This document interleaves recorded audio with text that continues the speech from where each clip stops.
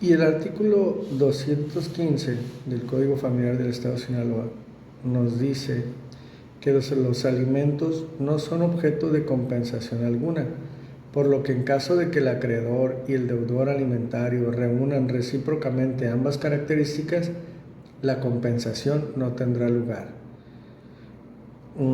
Recordemos que acreedor y deudor alimentario. Acreedor, pues es la persona que tiene el derecho de recibir los alimentos, y deudor alimentario es la persona que está obligada a proporcionarlos. ¿Sí? Deudor, por eso es un deudor alimentario, porque es quien debe de pagar los alimentos. Y en el caso del acreedor, pues es la persona que tiene derecho a cobrar esa deuda, en este caso los alimentos. Entonces, por ejemplo, pues los acreedores alimentarios pues serían los hijos, cuando son los que reciben los alimentos, o uno de los cónyuges, o los padres en su momento que están recibiendo los alimentos, o los abuelos. Y deudor, pues la persona que los da. ¿Sí? Esta pensión alimentista o alimentaria. Entonces dice que no son objetos de compensación. Quiere decir que si el acreedor, la persona que recibe los alimentos, de alguna manera le debe algo de dinero al deudor alimentario, a quien está obligado a darlos, no puede negociarlos y compensarlos. Por ejemplo, vamos suponiendo que la cónyuge que está recibiendo los alimentos le debe dinero al esposo, que es el que está proporcionándolos. No puede decir el esposo: oye, pues del dinero que me debes, pues ya no te voy a dar alimentos para hasta cubrir pues esta deuda que tú tienes. ¿Por qué? Porque los dejaría desprotegidos, y más si son también para los hijos, dejaría desprotegidos los alimentos. Entonces no puede hacer una compensación, él tendrá que continuar con esta obligación, y en su momento, si ella puede hacerlo, pues lo cubrirá. O en el caso, por ejemplo, de que los hijos estuvieran dando alimentos a los padres ya mayores, y que el hijo le dijera: papá, pero te acuerdas que me debes este dinero, pues no te voy a dar alimentos, porque pues como me debes este dinero, pues también lo va a dejar desprotegido. El papá dice: bueno, pues es que no tengo, y entonces no le puedes quitar los alimentos para compensar una deuda. A eso se refiere este artículo. El artículo 216 nos dice que, tratándose de alimentos, los cónyuges, concubinos y los hijos menores de edad o mayores gozan de la presunción de la necesidad en materia de alimentos. Es decir, ¿qué es una presunción? Es cuando la ley presume que alguien tiene un derecho. Entonces, la ley dice: esta persona tiene el derecho a alimentos, salvo que se demuestre lo contrario. Pero de entrada, estas personas tienen derecho a recibir alimentos. En el caso de los cónyuges, un cónyuge en favor del otro cónyuge, la esposa a favor del esposo y viceversa. Los concubinos, darse alimentos entre ellos. Los hijos menores de edad, los mayores incapaces. En el caso de los mayores incapaces, pues cuando sabemos que las personas, aun cuando tengan una mayoría de edad, pero si tienen una incapacidad física o mental que les impida poder tener ellos los alimentos, pues los deudores alimentistas, las personas que están a su cargo, pues tendrán la obligación de suministrarles los alimentos. Dice: estos tendrán derecho preferente sobre los ingresos y los bienes de quien tenga a su cargo el sostenimiento económico de la familia, sin que afecte la conservación de la fuente de ingresos. Es decir, que son los que tienen preferencia sobre otros gastos, sobre otras deudas, los alimentos, antes que otros compromisos, pero sí buscar no afectar también la fuente de ingresos, hasta donde sea posible. Y el artículo dice que los ingresos que se reciban por los alimentos no podrán ser gravados por impuesto alguno. Como ya comentamos, estos alimentos son protegidos por la ley, tienen preferencia, no pueden ser embargados, por lo tanto tampoco se les puede gravar mediante un impuesto, porque ¿qué sucedería? Pues los estarías disminuyendo, los estarías afectando.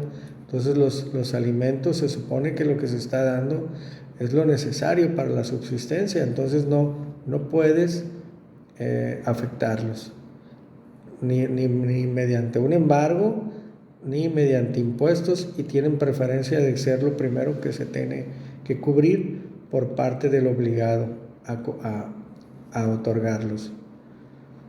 El artículo 217 dice que los padres están obligados a dar alimentos a sus hijos, y a falta o por imposibilidad de los padres, la obligación recae en los demás ascendientes por ambas líneas que estuvieran más próximos en grados.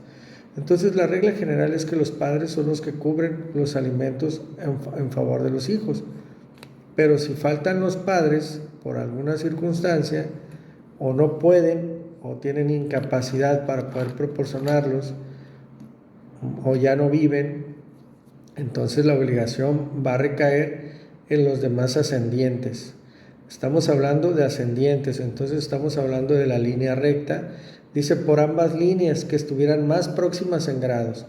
Entonces por ambas líneas está la línea del padre y la línea de la madre.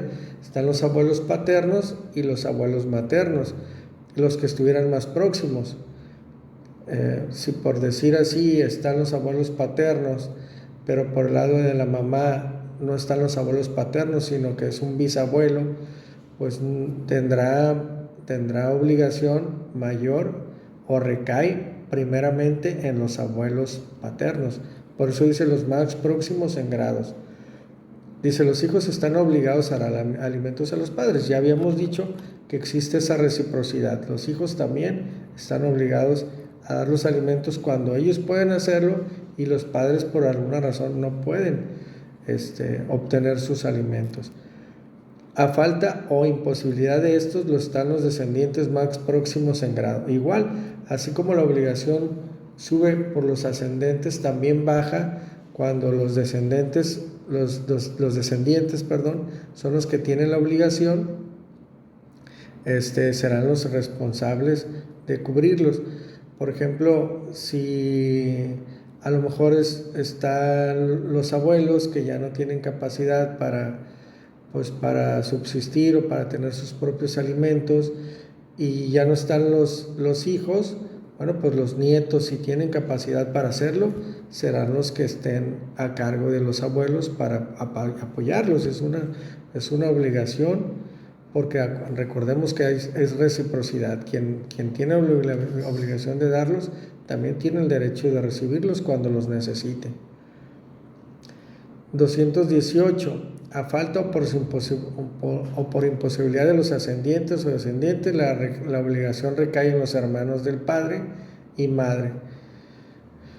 Si no hay más ascendientes, si no hay abuelos o hacia abajo tampoco hay, o los que hay pues no pueden porque son menores y no tienen para dar alimentos. En caso de que hijos requieran, por ejemplo, entonces la obligación recae en los hermanos del padre y madre, es decir, en los tíos de padre y madre. En defecto de estos, en los que fueran de madre solamente. Es decir, cuando son hermanos son hijos de padre y madre, son los que tienen la obligación, pero a veces somos medios hermanos y nada más somos medios hermanos, ya sea de madre o de padre. Si son medios hermanos de madre, solamente será quien tenga la obligación, los tíos o los hermanos de la madre. Y en el caso de que fuera padre, pues solamente son hijos por parte del padre, pues y no hay de la madre, tendrá obligación los hermanos del padre. Faltando los parientes a que se refieren las disposiciones anteriores, tienen obligación de administrar alimentos los parientes colaterales dentro del cuarto grado. Bueno, vamos suponiendo que no hay ascendientes y los descendientes pues están chicos, no pueden cubrir. No tuvo hermanos, el papá o la mamá no tuvieron hermanos, y no pueden. Entonces ahí la obligación recaerá en los parientes colaterales dentro del cuarto grado. Entonces aquí ya se va para hasta los primos. Acuérdense que tercer grado son los tíos y cuarto grado son los primos. Entonces hasta los primos se puede ir la obligación de suministrar alimentos.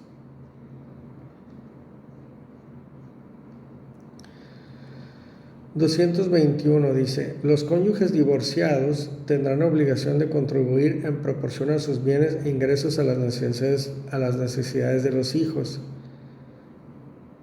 Los cónyuges divorciados, evidentemente, si se divorcian, pues los cónyuges siguen con la misma obligación. Eso no elimina el compromiso y la obligación de seguir dando alimentos, aun cuando se hayan divorciado.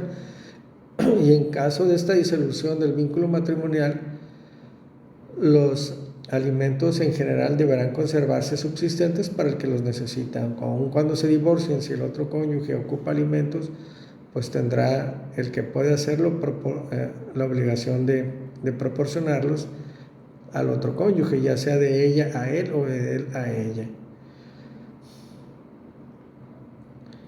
Para fijar la pensión de alimentos, el juzgador debe valorar la situación económica que guarda la familia. Esto es cuando ya hay un juicio, hay una demanda, se demanda por alimentos, pues el juez va a tomar en cuenta las circunstancias, va a tomar en cuenta la capacidad para fijar una pensión económica del que puede proporcionarlas, las necesidades del que tiene que recibirlas, y esta pensión pues se irá incrementando,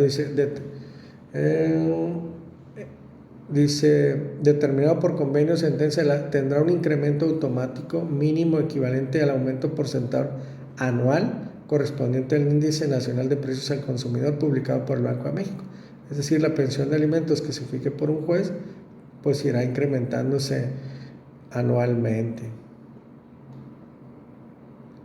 El 223 es lo que ya les comentaba. El obligado a proporcionar alimentos cumple su obligación asignando una pensión adecuada a la posibilidad de quien debe darlos y suficiente a la necesidad de quien debe recibirlos, o incorporándolo a la familia. O sea, las dos maneras de poder de cumplir con los alimentos es o dar la pensión o lo incorporas a la familia, y evidentemente los gastos corren por cuenta del deudor alimentista, el que debe de cubrirlos.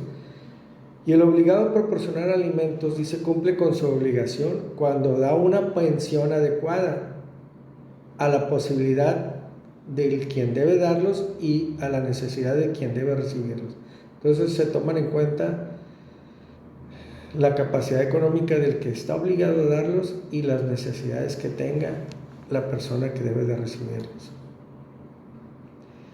Quien incumpla con la obligación alimentaria ordenada por un convenio o por una resolución, una sentencia, por un periodo de 90 días de manera total o parcial, se constituirá el deudor alimentario moroso.